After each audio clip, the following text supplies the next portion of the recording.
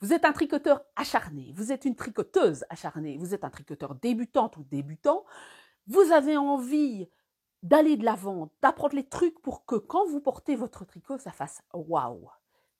Comment est-ce qu'on fait un effet waouh sur un tricot? C'est quand on soigne les finitions.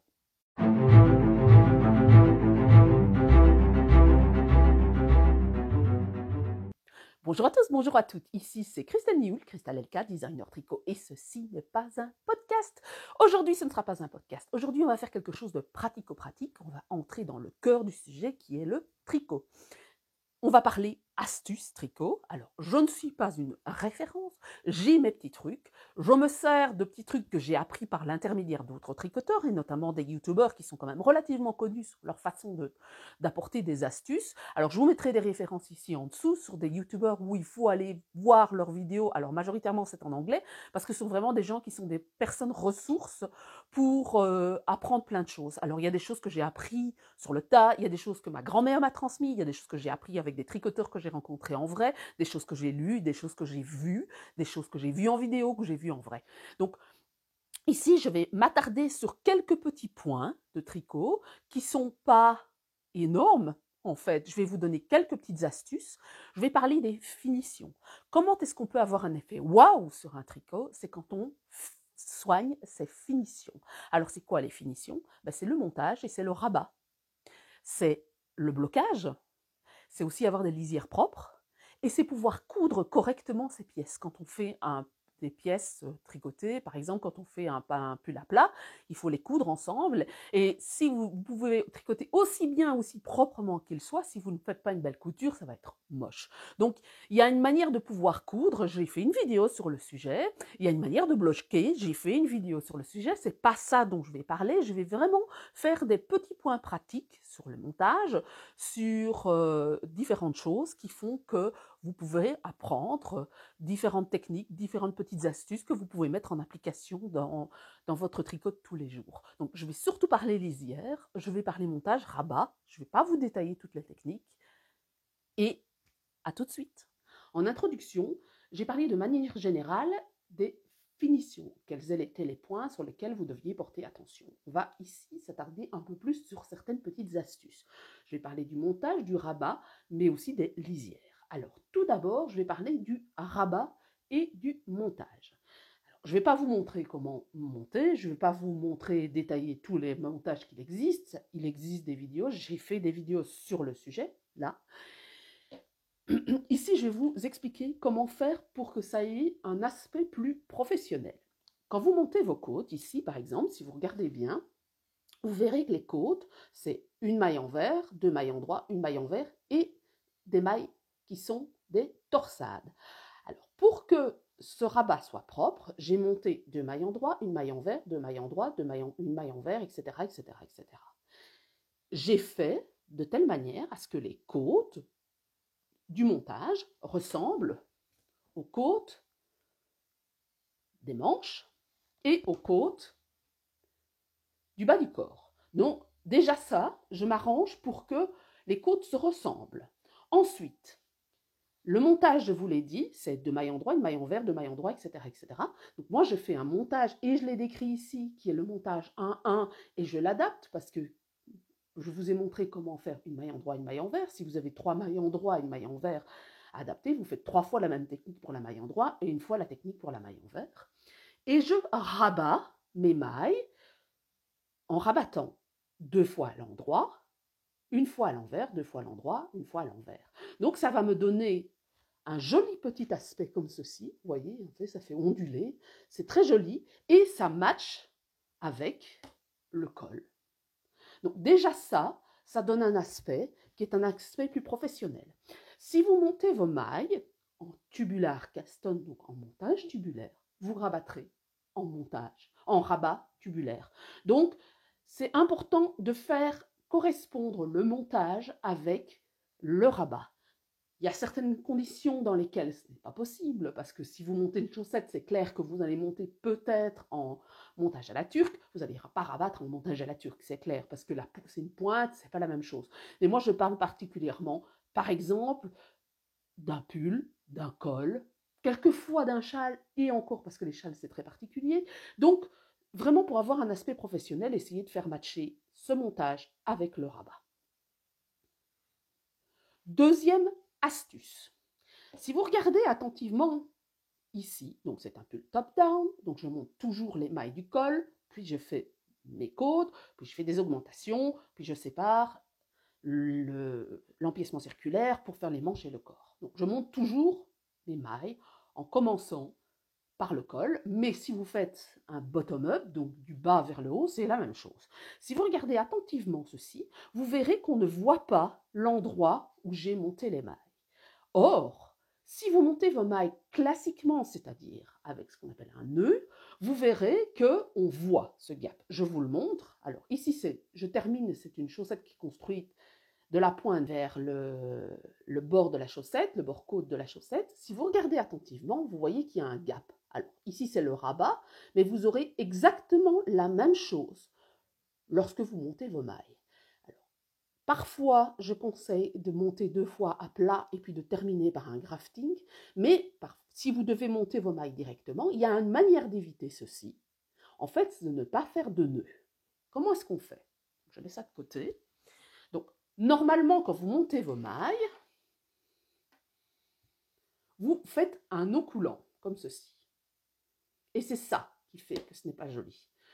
Une des manières de lutter contre ceci, c'est tout simple. On va monter un certain nombre de mailles. Vous faites une boucle, comme vous feriez une boucle en montant des mailles sous le bras, par exemple, parce que vous devez monter 10 mailles en dessous du bras pour pouvoir faire l'emmanchure. Eh bien, vous faites simplement une boucle sur votre aiguille, et puis vous continuez en montant vos mailles classiquement, comme d'habitude. Voilà. Et en fait, ça vous évite d'avoir cet effet un peu moche de gap entre les deux, donc d'espace entre la fin et le début du rang. Troisième petite astuce, je vous ai montré ma chaussette, donc j'ai fait une chaussette qu'on appelle toes up, donc toe up plutôt que toes up, donc de la pointe jusqu'au bord côte, et pas l'inverse, qui s'appelle cuff down, donc du tour de cheville jusqu'à la pointe. Donc, je termine en ayant fait un rabat souple, et je me retrouve avec ceci. Comment faire pour qu'on ne voit pas cette différence et qu'il n'y ait pas cette sorte de V lorsque vous avez terminé de rabattre vos mailles? C'est simple. Vous prenez une aiguille à tapisserie, vous passez votre fil dans l'aiguille à tapisserie et regardez, vous avez des V qui sont ici sur votre rabat. Eh bien, vous allez grafter en fait. Donc, vous allez prendre le premier V, donc la première maille ici, vous passez dans la maille, donc brin avant, brin arrière, comme ceci. Vous cherchez la suivante, qui est ici. Vous passez dans l'autre sens. Et voilà, et vous avez fait un autre V. Et puis le but, c'est de passer ensuite le fil à l'intérieur pour rentrer les fils sur les côtes ici, pour qu'on ne le voit pas. Voilà, alors je rentrerai les fils plus attentivement par la suite. Mais regardez, on ne le voit pas. Vous pouvez faire ça sur un bord de chaussette, vous pouvez faire ça sur un bord de col, sur un rabat en bas de bord-côte d'un pull ou sur des mitaines ou peu importe. Vous pouvez même faire ça quand vous avez ce fameux gap dû au montage parce que vous avez décidé, par exemple, de monter 2 rangs à plat avant de joindre en rond pour éviter un möbius. Vous pouvez utiliser cette technique-là toute simple. Il suffit simplement d'imiter les V qui se trouvent ici sur le rabat à l'endroit du gap. Donc voilà, on va avoir une finition bien propre. Parlons lisière maintenant. Donc, je vous ai parlé montage, je vous ai parlé rabat. Une des raisons pour lesquelles votre tricot peut être un peu moche, entre guillemets, ce sont les lisières. Alors si vous faites attention ici, c'est un petit cardigan que j'ai tricoté pendant les vacances de Noël. Ce petit cardigan, c'est un 3-6 mois, c'est le conifère de Ella Austin. Eh bien, j'ai une lisière ici qui est en jersey, donc elle roulotte. J'ai fait une vidéo sur le roulotage au jersey. C'est pas grave parce qu'ici, il y aura une patte de boutonnage par la suite, donc à la limite, c'est pas grave. Mais si vous regardez bien, ma lisière, elle est vraiment très propre. Mais par contre, dès que j'ai introduit la deuxième couleur, vous avez des mailles qui sont relativement déformées.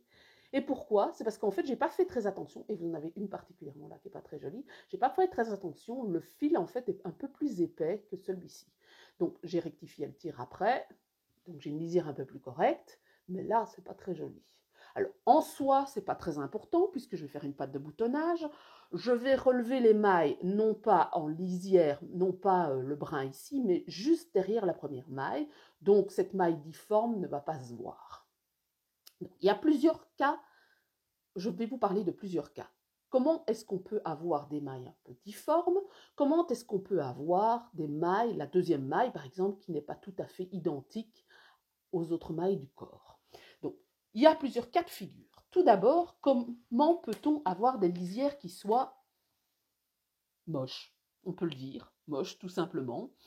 Qu'est-ce qui se passe? C'est que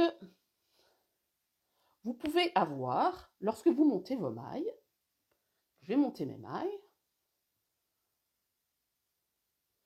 ici. Donc, quand je monte mes mailles, je monte mes mailles avec un nœud coulant. Voilà. Je vais monter un nombre de mailles x plus 1. Donc, par exemple, j'ai monté 11 mailles. Pour tout compte fait, en avoir besoin de 10, parce que dans le patron, on avait dit 10 mailles. Voilà. 3, 4. Donc, voilà, j'ai monté mes mailles. Qu'est-ce qui se passe? Vous avez monté vos mailles, et parfois, vous vous retrouvez avec une énorme boucle en début de montage. C'est très moche, vous n'avez pas à la récupérer. Comment est-ce qu'on peut faire pour lutter contre ça? Donc, c'est le premier cas de figure. Pourquoi est-ce que vous vous retrouvez avec cette maille très moche, en début ou en fin de rang? Eh bien, c'est parce que lorsque vous tricotez, vous faites ceci.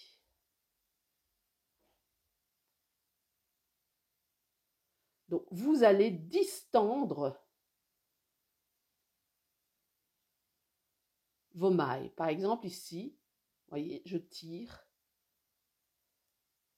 systématiquement sur la maille. Alors, j'exagère, hein, bien entendu, pour vous montrer un peu ce que ça peut donner. Donc, non seulement votre tricot n'est pas régulier, mais en plus, en ne gardant pas vos aiguilles le long de votre près de l'autre, ce qui se passe, c'est que vous allez distendre vos mailles et vous allez vous retrouver avec une énorme boucle, comme ceci. Et c'est irrécupérable. Vous pouvez tirer tant que vous voulez, c'est irrécupérable. Donc, ça, c'est le premier cas de figure. Comment lutter contre ça? Donc, d'abord, je vous ai dit, j'ai monté non pas 10 mailles, mais j'en ai monté 11. Une des premières techniques pour lutter contre ça, c'est de faire tomber la première maille, qui est la maille du nœud. Alors, ça ne veut pas se défaire parce que le problème, c'est que c'est une laine tellement poilue, mais ce n'est pas grave. On va estimer que le nœud se défait, donc vous pouvez faire tomber cette maille-là et votre nœud est défait. Et donc, vous voyez, vous n'avez pas cette boucle complètement difforme. Une des manières pour lutter contre ceci, c'est de tricoter en évitant que vos mailles, de distendre vos mailles en écartant vos aiguilles. Donc, si vous regardez bien attentivement mes gestes, alors mes mailles sont déformées par la suite, n'est-ce pas? Du rang précédent, donc elles sont un peu moches, logique. Si vous regardez bien attentivement, je tricote en bout de pointe, donc j'amène toujours mes mailles de mon aiguille gauche en bout de pointe, en faisant attention, en contrôlant qu'elles ne tombent pas avec mon index. Alors ici, moi je tricote à l'anglaise, donc si vous tricotez à la continentale, forcément cet index sert à guider le fil, mais ça ne change rien. Donc je contrôle mes mailles. Alors ma maille, elle est difforme, hein, forcément, puisque je l'ai déformée au rang précédent. Cette première maille, vous voyez, regardez, c'est pas récupérable. C'est absolument pas récupérable, même si je tricote correctement par la suite. Mais bref, en vous arrangeant pour tricoter vraiment en début de rang, en début de pointe, vous minimisez vos gestes. Votre maille sur l'aiguille droite ne va pas avoir le même diamètre, puisque la pointe n'a pas le même diamètre que la tige de l'aiguille. Donc, vous allez avoir une maille légèrement plus serrée. Donc, quand elle va venir sur le reste, elle va être tip-top. Elle va avoir le bon diamètre.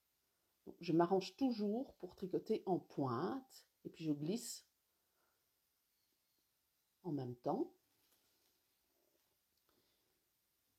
Ensuite, c'est une façon de tenir vos aiguilles. Si vous tenez votre aiguille comme ceci, vous coincez vos mailles, vous les empêchez de circuler et de coulisser librement sur votre aiguille. Donc, vous pouvez avoir quelque chose qui va se déformer entre, par exemple ici, vous voyez.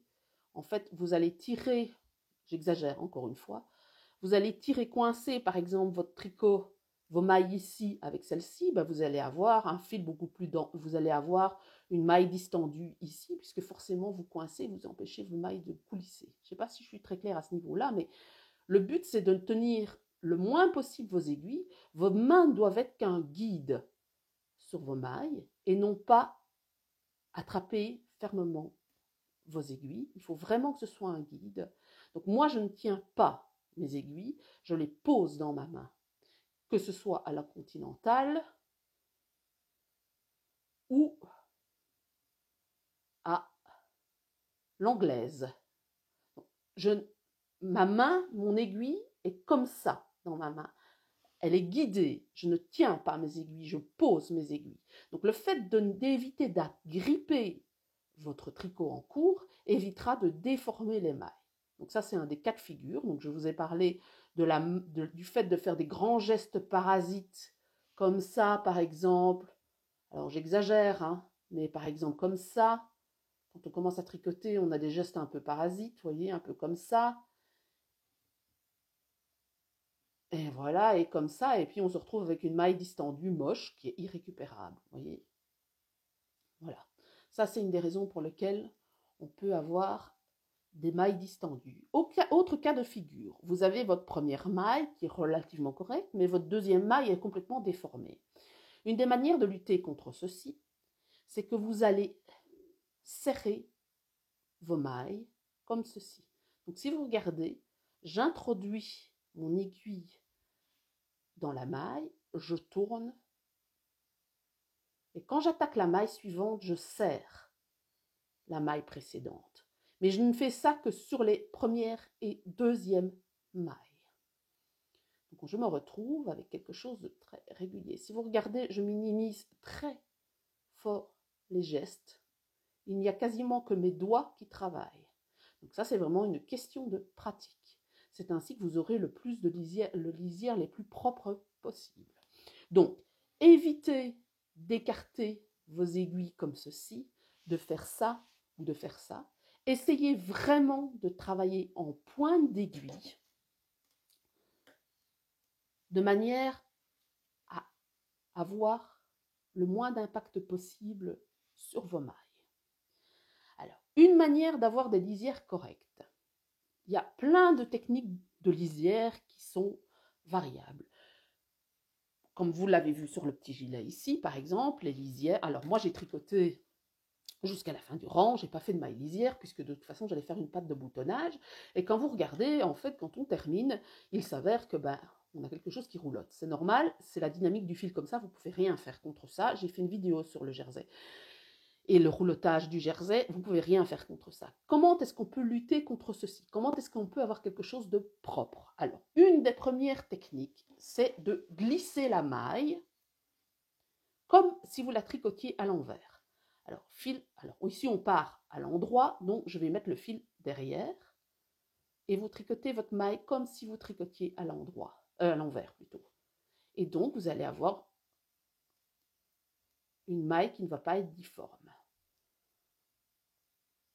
Le seul inconvénient de ce genre de maille lisière, c'est que comme vous tricotez la maille un rang sur deux, forcément, la maille va être plus rigide.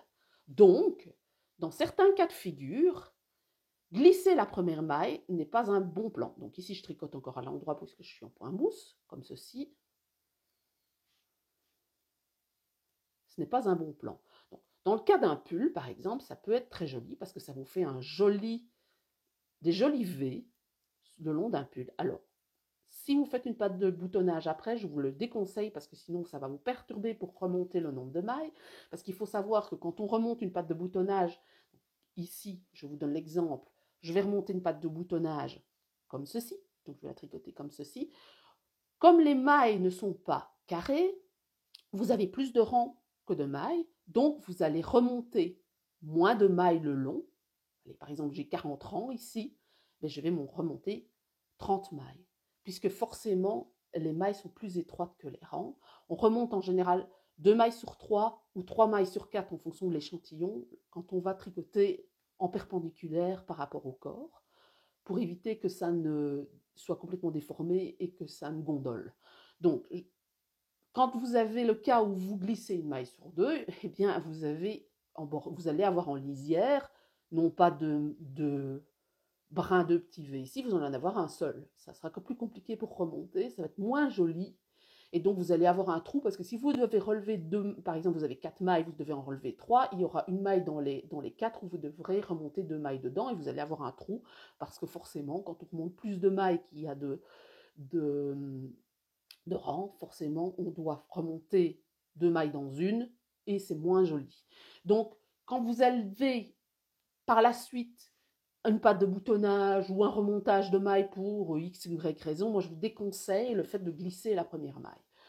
Vous pouvez aussi glisser la première maille, non pas comme si vous la tricotiez à l'envers, mais comme si vous la tricotiez à l'endroit.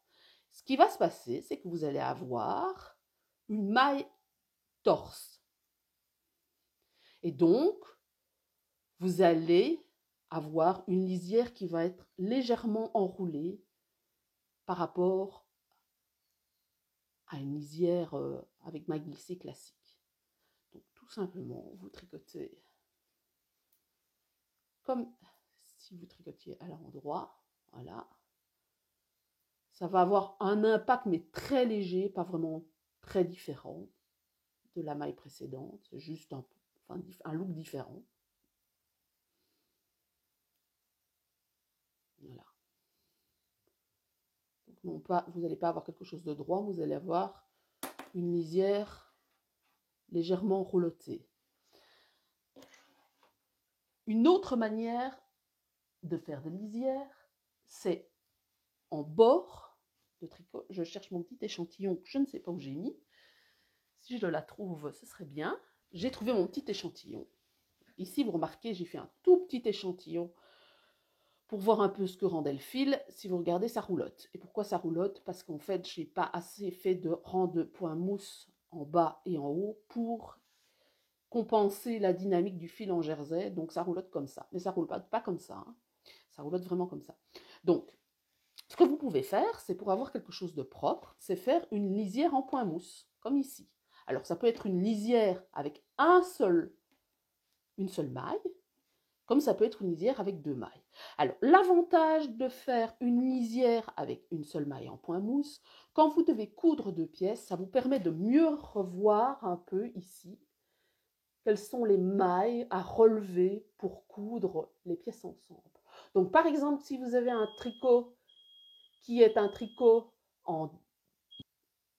Désolée pour l'interruption, c'était l'alarme incendie qui fait n'importe quoi pour le moment, qui nous a réveillés à 4 heures du matin. Donc bref, si vous avez des pièces à tricoter, par exemple vous tricotez un pull et c'est un pull à plat,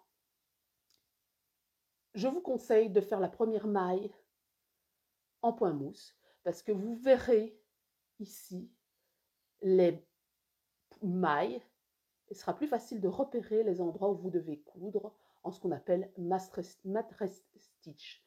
Donc le reprisage à la suisse, ça vous permet de pouvoir avoir une belle finition et avoir une manière très propre de coudre vos pièces ensemble. Parce qu'une définition et un des, comment dire, une des astuces pour pouvoir avoir quelque chose de très propre et avoir un rendu professionnel, c'est de coudre correctement les pièces ensemble quand vous devez les coudre.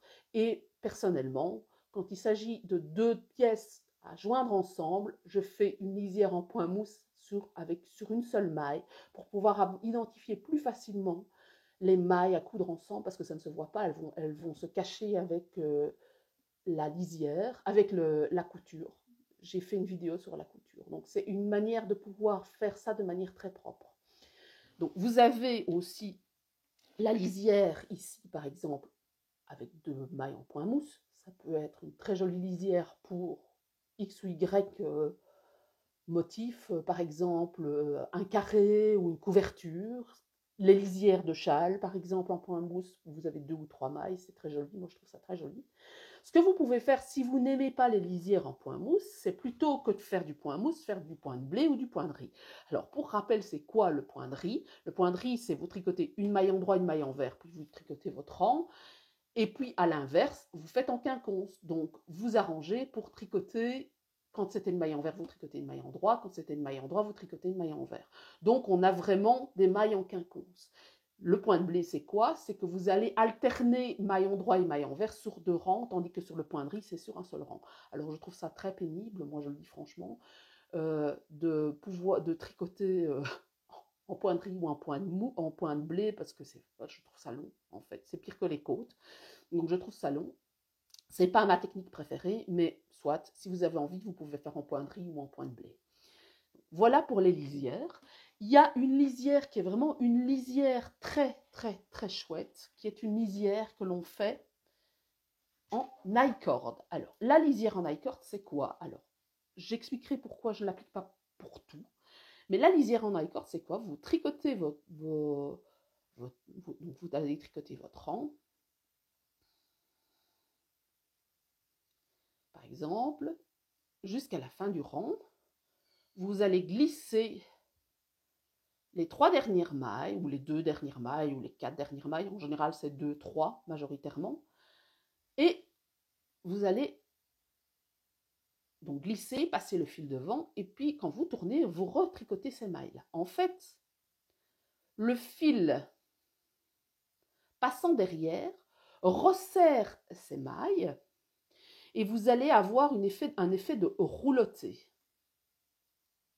Donc ça vous permet d'avoir un petit boudin en début et en fin de rang, ou juste en début de rang, peu importe, ou autre, qui fait que c'est très joli. Donc Stephen West, il utilise énormément ça pour ses débuts de châle, pour ses lisières de châle, donc jusqu'aux 3 dernières mailles, on a dit. Donc vous allez glisser. Voilà. Vous passez votre fil devant. Donc vous voyez, quand je passe mon fil, je fais ceci. En fait, ça resserre les 3 premières mailles. Donc ça forme un boudin. Je vais vous montrer après sur un châle de Stephen West, justement. Donc ça, c'est une manière de faire une jolie lisière. Alors attention, les lisières en I-cord, pour moi, ne se font pas sur tous les tricots. Elles peuvent se faire sur des châles, et il faut faire attention à ça. Attention. Comme vous glissez une maille sur 2, je vous ai expliqué, quand vous êtes sur, par exemple, un cardigan, et que vous allez tricoter 3 mailles, et puis vous allez les glisser en rang suivant, vous ne tricotez qu'une maille sur 2. Donc, forcément, vous avez moins de matière sur l'i-cord que vous n'en avez sur le corps du gilet. Ce qui peut se passer, c'est que comme vous avez moins de hauteur, vous aurez moins de hauteur sur l'i-cord sur 2 rangs que vous n'avez sur le tricot, c'est que vous pouvez avoir cet i-cord qui remonte la lisière, et donc vous allez avoir un devant de cardigan qui va être déformé. Pourquoi? Parce que comme il y a moins de rangs sur l'i-cord que dans le corps du gilet, ça va remonter sur le devant, donc vous allez avoir une finition qui ne sera pas très jolie. Donc moi, en général, j'évite les i-cords quand il s'agit de pattes de boutonnage. Pourquoi? Parce que je trouve que ça peut déformer le tricot, parce que comme on le fait en cours, c'est difficile d'utiliser une aiguille différente. forcément, alors il faut être beaucoup plus attentif à sa tension, ce qui n'est pas toujours évident d'être très attentif à sa tension. Donc ce que je préfère en général, c'est faire un high-cord d'après coup. Je trouve que c'est plus gérable en tension, en plus ça vous permet de pouvoir faire un high-cord de demi-couleurs différentes, c'est plus gérable en tension que de le faire pendant le tricot. Donc je préfère laisser, tant pis, et avoir une lisière comme celle-ci, par exemple, et puis remonter en high cord, plutôt que de faire l'high cord en même temps. Quand il s'agit d'un châle, ma foi, s'il ne s'agit pas des bords extérieurs, par exemple d'un triangle, où vous faites juste votre lisière ici, en high cord, et ici vous n'avez pas ça, et que c'est un rabattage X ou Y, ça peut être très joli. Attention si, par exemple, l'high cord est de tous les côtés. Parce que qu'est-ce qui se passe? C'est que quand vous faites votre high cord, ici, ça ne va pas avoir beaucoup d'importance, mais si vous faites votre high cord trop serré sur les lisières, alors donc vous allez avoir votre high cord ici, et bon, on va terminer sur un high cord après coup sur les grands côtés du triangle. Si vous faites un high cord trop serré, ce qui va se passer, c'est que ça va déformer votre tricot. Donc j'ai un exemple ici. Alors attention, je suis désolée, on entend mes oiseaux crier parce que Monsieur Pâques vient de rentrer dans la pièce. Vous entendez certainement ses pattes. Donc ici, j'ai le cas de figure de l'high cord pris après coup.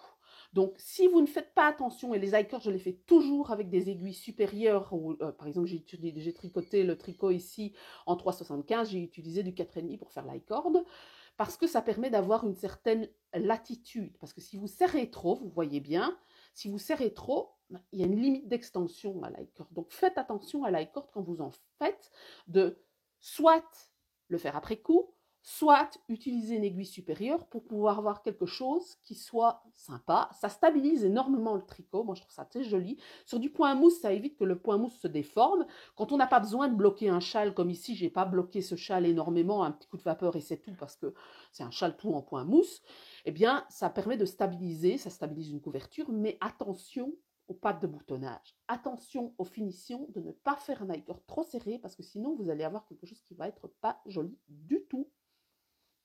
Donc voilà pour les lisières. Faites attention quand vous faites vos lisières à ne pas trop bouger vos mains, à ne pas faire ceci avec vos aiguilles, donc à ne pas faire ceci avec vos aiguilles ou ceci avec vos aiguilles. Dernière petite astuce. J'ai parlé montage, j'ai parlé lisière, je vais parler à rabat, et rabat dans le cas d'un châle. Donc, dans le cas d'une lisière, alors je ne pense pas l'avoir dit, dans le cas d'une lisière d'un châle, je ne glisse jamais la première maille. Jamais. Vraiment jamais. Pourquoi? Parce que comme vous ne travaillez qu'un rang sur deux, ce qui se passe, c'est que votre maille va être moins extensible que si vous tricotez deux mailles. Enfin, en hauteur, vous avez deux rangs. Et donc, quand vous allez bloquer, si vous avez glissez votre maille, la première maille, et que vous avez un peu trop serré, vous allez avoir difficile de bloquer très agressivement votre châle et ça peut déformer, pour moi, la lisière supérieure du châle. Donc, je tricote toujours la première maille quand je fais un châle. Même quand le designer préconise de glisser la première maille, je ne le fais jamais. Je ne fais que des high cords ou des lisières au point mousse ou autre, mais je tricote toujours la première maille parce que sinon ça ne permet pas de bloquer facilement. Donc voilà pour la lisière du châle. Mais dans le cas du rabat, alors ici il s'agit d'un rabat en high cord. Donc c'est déjà un rabat qui est très souple, le rabat est en high cord. J'utilise toujours les mêmes techniques lorsque je rabats mes mailles. C'est-à-dire que j'utilise soit le Suspending Bind Off, soit le Jenny Surprisingly Stretchy Bind Off. Et j'utilise toujours des aiguilles supérieures donc supérieures à ce que j'ai tricoté, lorsque je vais rabattre mes mailles. Donc par exemple ici, j'avais utilisé des aiguilles 3,5 ou 3,75 si j'ai mon souvenir. J'ai utilisé des 4 ou des 4,5 pour rabattre mes mailles. Alors, quand on rabat ses mailles, on se dit « oh, c'est moche ». Mais en fait, comme vous allez étirer énormément votre châle, ça va lisser les mailles et vous allez avoir un beau résultat et vous n'allez pas avoir quelque chose qui gondole parce que si vous n'avez pas bloqué agressivement un châle, vous allez avoir la finition qui va gondoler. Si vous n'avez pas un rabattage suffisamment souple en fin de châle, vous allez avoir quelque chose qui gondole et vous ne saurez jamais le bloquer correctement. Donc, si vous regardez attentivement ici, vous voyez qu'en fait, regardez, mes mailles sont plus larges ici qu'elles ne le sont dans le tricot. Pourquoi? Parce que j'ai fait ce qu'on appelle entre chaque picot, donc le picot, soit c'est une technique particulière, mais après, entre chaque picot, vous rabattez vos mailles classiquement. Eh bien, moi, qu'est-ce que je fais? C'est que je fais un Jenny Surprisingly Stretchy Bind-Off, c'est-à-dire que je tricote la première maille, je ne tricote pas la deuxième, je fais un jeté, et puis je tricote la suivante. Et donc, ça me permet de rabattre non pas directement la première maille sur la deuxième, mais de rabattre d'abord le jeté sur la deuxième, et puis le première maille sur la deuxième. Donc, j'ai un peu plus de latitude, j'ai plus de fil, et comme j'utilise des aiguilles supérieures, eh bien, ça me permet de pouvoir avoir encore plus de matière qui me permet d'étirer fortement la lisière et avoir un châle qui ne gondole pas. Donc ça, ce sont vraiment les deux techniques que j'utilise. J'ai fait une vidéo sur les rabats et les montages spécifiques. Donc j'utilise ou le JSSBO, donc le Jenny Surprisingly Stretchy Bind-Off, ou le Suspended Bind-Off, majoritairement dans mes châles. Alors il y en a d'autres qui utilisent d'autres techniques, mais moi en général, j'aime pas trop. Mais voilà, quand je ne fais pas un picot, alors le picot, c'est très très long à faire, hein, surtout quand on a 500 ou 600 mailles à rabattre, mais ça aussi, c'est une méthode classique et jolie pour pouvoir terminer un châle. Voilà pour cette vidéo. J'espère que je vous ai apporté quelques petites astuces et des choses que vous ne connaissiez pas. Il faut savoir que le monde du tricot est un monde terriblement vaste, que chacun a ses petites techniques, que ce que je vous donne, ce n'est jamais que des ressources, et ce sont des ressources qui sont partagées par d'autres personnes. Je n'ai rien inventé ici, ce sont des techniques que moi j'applique depuis très longtemps, qui sont des techniques qui sont disponibles sur le net, notamment chez Mme Richardson, qui est une très bonne pédagogue au niveau tricot et qui apprend plein de choses. Mais donc vous trouverez peut-être d'autres astuces qui vous intéresseront, parce que ce que je vous donne là ne sera pas nécessairement applicable à votre façon de tricoter.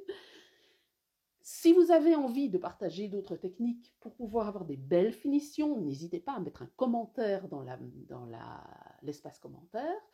Parce que je sais que dans les personnes qui me suivent, il y a énormément de personnes qui lisent les commentaires, donc ça permet de partager des informations. C'est comme ça, en fait. Le tricot n'est pas une science exacte. On a chacun nos petits trucs qui fait qu'on trouve le petit truc qui fait qu'on a une belle finition. Alors, de manière générale, les belles finitions, c'est quoi? C'est un beau montage, un beau rabat, un bon blocage. C'est majoritairement ça. Savoir ne pas déformer, minimiser le plus possible vos gestes quand vous tricotez.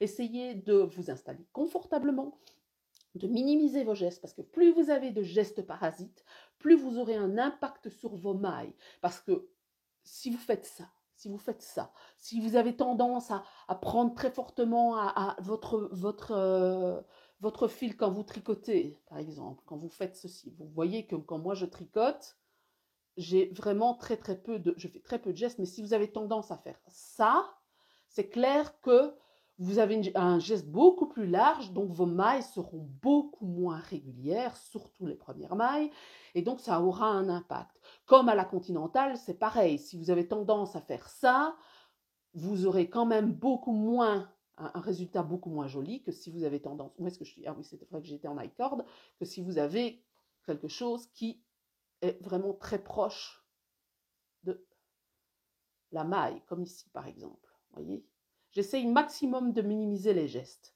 C'est comme ça que j'ai pu avoir un tricot régulier. La pratique est minimiser les gestes, et non seulement en minimisant les gestes, ça vous donne un résultat beaucoup plus propre, avec une tension meilleure, mais en plus ça vous évite les troubles musculo-squelettiques, parce que plus on fait de gestes parasites, plus vous aurez un impact sur vos articulations, et moins ce sera chouette, vous pourrez tricoter longtemps.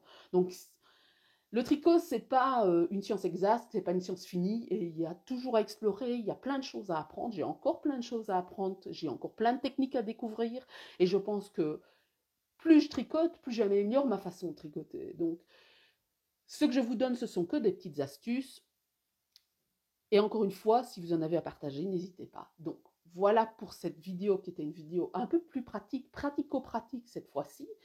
J'espère que cette vidéo vous aura plu. Comme d'habitude, je répète, Si vous avez aimé, mettez un pouce vers le haut. Si vous avez envie de partager quelque chose, n'hésitez pas à partager quelque chose dans les commentaires.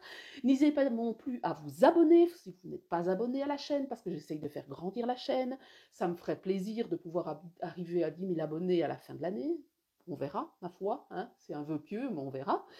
Comme j'ai une newsletter dans laquelle j'annonce les nouveautés, ou les nouveautés, les salons et autres, et comme j'ai un Ko-fi et une donation PayPal pour ceux qui ont envie de donner des petites choses, quelques euros, vous n'êtes pas obligés, hein, c'est pas une obligation, mais certaines personnes donnent juste de quoi offrir ce qu'on appelle un café, forcément c'est le concept de Ko-fi, et ça me fait énormément plaisir parce que ça me permet de pouvoir investir dans du matériel vidéo, du matériel de son pour pouvoir vous apporter de meilleures vidéos et plus d'informations. Voilà, bonne semaine et ce sera la prochaine fois.